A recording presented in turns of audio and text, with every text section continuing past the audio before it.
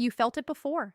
The tone shifts, the warmth thins, and something inside you tightens. She hasn't said she's leaving, but your body already knows something is off. As a psychologist, I need you to hear this calmly. Words don't prove betrayal, but patterns reveal distance. Men get stuck because they ignore subtle language shifts and wait for evidence that never comes.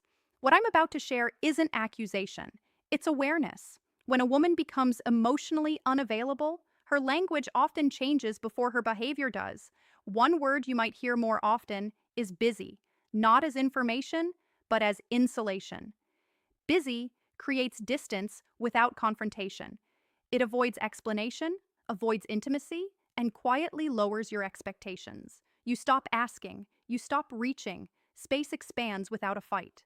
Another word is later. Later sounds reasonable, but it suspends connection. It keeps you waiting, hopeful, compliant. Later rarely arrives, and when it does, the moment feels rushed. Your nervous system learns to stay alert, scanning for crumbs of attention. That vigilance is exhausting, and exhaustion makes you doubt yourself. You may also hear nothing, not silence, but nothing's wrong. This phrase can be protective, but it can also be a wall. When emotional reality is denied, communication collapses. You sense a shift, but you're told your perception is incorrect. Over time, you learn to mistrust your instincts. That self-doubt keeps you quiet. A fourth word is space. Healthy space restores connection. Avoidant space avoids it.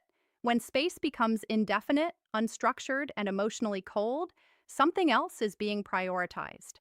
I'm not telling you why, I'm telling you how it feels inside you. Small, uncertain, replaceable. Those feelings matter. Finally, listen for "you're overthinking." This phrase shuts down dialogue. It reframes your concern as a flaw. When your questions are pathologized, you stop asking better ones. You try to be easier, quieter, less. That self-erasure is the real damage. I want you grounded here. These words do not mean betrayal. They signal disconnection. Disconnection invites curiosity, not panic. Your job isn't to interrogate, it's to notice patterns and protect your self-respect. When language cools, address it directly, calmly, and early. Ask for clarity, ask for presence. If those needs are minimized, you have information. Information is power.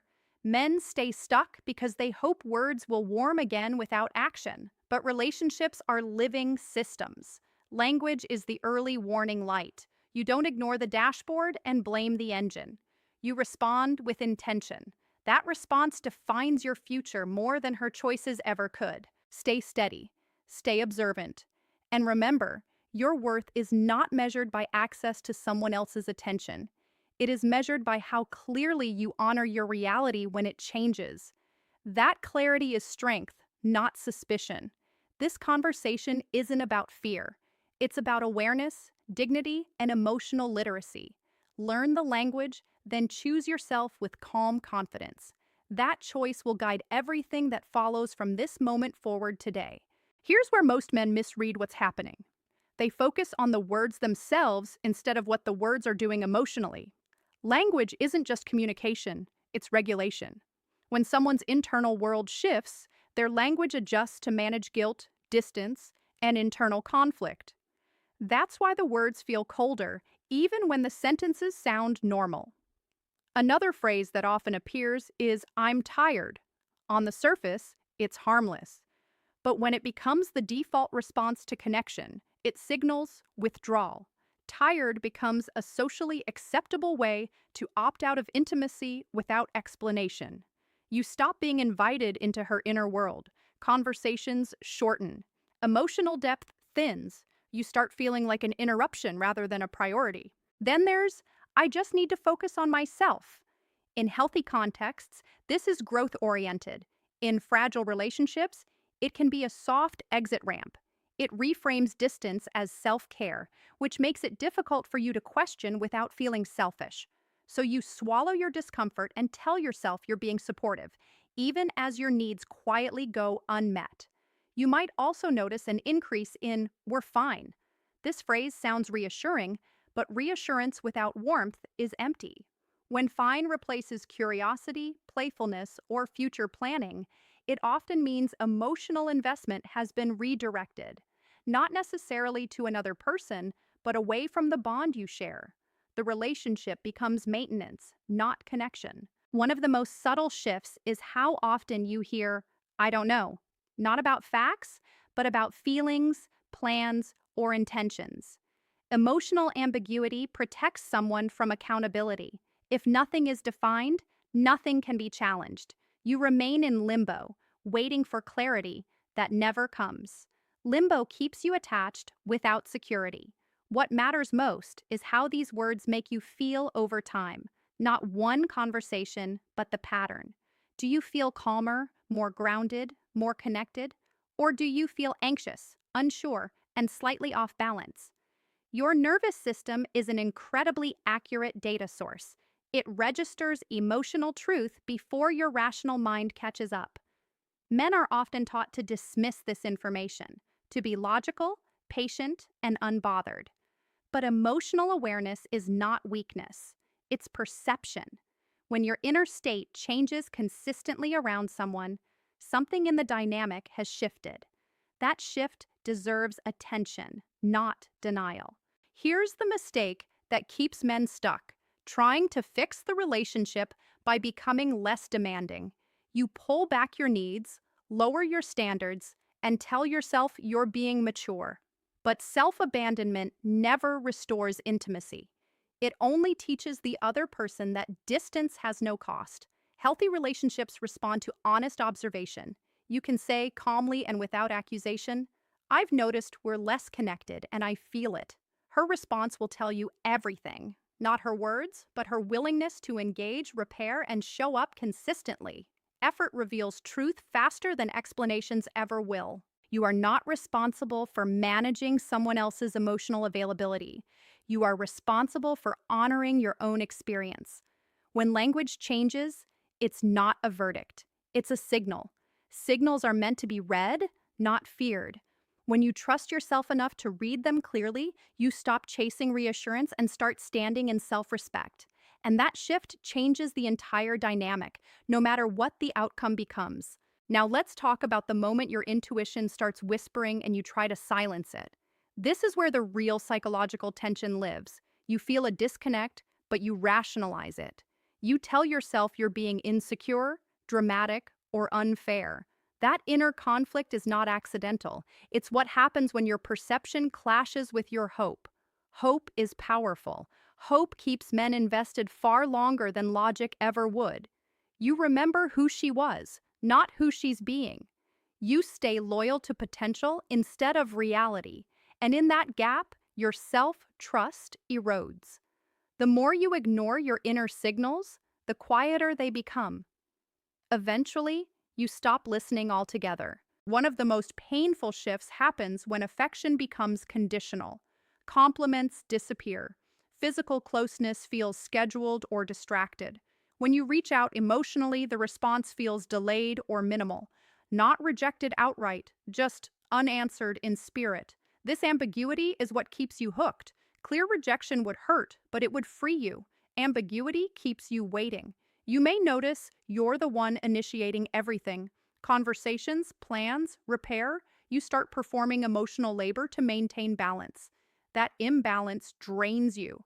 And instead of asking why the relationship feels one-sided, you ask what's wrong with you. That's the quiet damage. Your self-image begins to bend around the absence of reciprocity. From a psychological standpoint, when someone begins disengaging, they often reduce emotional transparency first. It's safer. It allows them to detach without confronting the impact. You feel the absence before you understand the reason. That's why men often say, I didn't see it coming, even though their body felt it for months. Here's a critical truth. Intuition is not paranoia. It's pattern recognition informed by emotional data. Paranoia is fear without evidence. Intuition is discomfort with consistency. If you feel unsettled repeatedly, that deserves attention. Not confrontation, but curiosity and boundaries. What keeps you stuck is the belief that asking for clarity will push her away. But clarity doesn't end healthy relationships. Avoidance does. If expressing your experience creates defensiveness, dismissal, or distance, the connection was already unstable. You didn't cause the fracture, you revealed it. Men often fear that asserting needs makes them less attractive. In reality, grounded self respect is stabilizing. It signals maturity and emotional strength. The goal is not to accuse or control. The goal is to observe and respond with integrity. You don't chase warmth. You notice its absence and decide what that means for you. This is the moment where you either betray yourself or begin trusting yourself again. Trusting yourself doesn't guarantee the relationship survives, but it guarantees you do. When you stop negotiating with your intuition, you reclaim internal alignment. That alignment is the foundation of confidence, not bravado. If something feels off, you don't need proof to take it seriously. You need presence, you need honesty, and you need the courage to value your emotional reality as much as you value the relationship. That courage changes how you show up, how you're treated, and how you move forward, no matter what unfolds next. Here is where everything becomes clear, not about her, but about you. When language shifts and connection thins, the real decision isn't whether she's loyal, it's whether you are. Loyal to your perception, your boundaries, and your self-respect. Most men wait for certainty before acting, but certainty rarely arrives in relationships. What arrives first is clarity, and clarity lives in how you feel when you stop explaining things away. A woman who is emotionally invested leans toward repair. She asks questions, clarifies misunderstandings, and makes space for your experience. A woman who is disengaging for any reason leans toward minimization. She reduces conversations, shortens explanations, and subtly reframes your needs as pressure. That contrast matters, not to judge her, but to guide you. This is where masculine strength is misunderstood. Strength is not endurance of discomfort. Strength is discernment. It's knowing when patience becomes self-neglect, when understanding turns into tolerance of imbalance, when love becomes a justification for staying small. The moment you notice yourself shrinking, performing, or walking on emotional eggshells, something fundamental has shifted. You don't need to accuse. You don't need to monitor. You don't need to prove anything. You need alignment. Alignment between what you sense, what you say, and what you allow. When those three match, you feel calm, even in uncertainty. When they don't, anxiety takes over. Anxiety is not a flaw, it's feedback. Many men think the goal is to prevent loss. It isn't. The goal is to prevent self-betrayal. Loss is survivable. Self-betrayal corrodes you slowly. It follows you into the next relationship, the next decision, the next version of yourself. When you choose self-respect early, you may lose a connection, but you gain something far more valuable: trust in yourself. If a relationship requires you to suppress your intuition to keep it, it's already costing you too much. Healthy bonds don't demand blindness. They invite presence. They make room for discomfort without punishment. And when that room disappears, your responsibility is not to adapt endlessly, but to respond honestly. This is the quiet power men develop when they stop chasing reassurance and start choosing clarity. You become steady. You stop reacting to words and start observing patterns. You speak less but with more intention. You don't threaten to leave, you simply know where you stand. That knowing changes how people treat you and how you treat yourself. So here's the question I want you to answer in the comments. Write it honestly, without impressing anyone. If trust minus self-respect equals 0, what are you really holding on to? If this video helped you see something more clearly, like it, subscribe for deeper psychological insights, and share it with a friend who needs clarity more than comfort right now.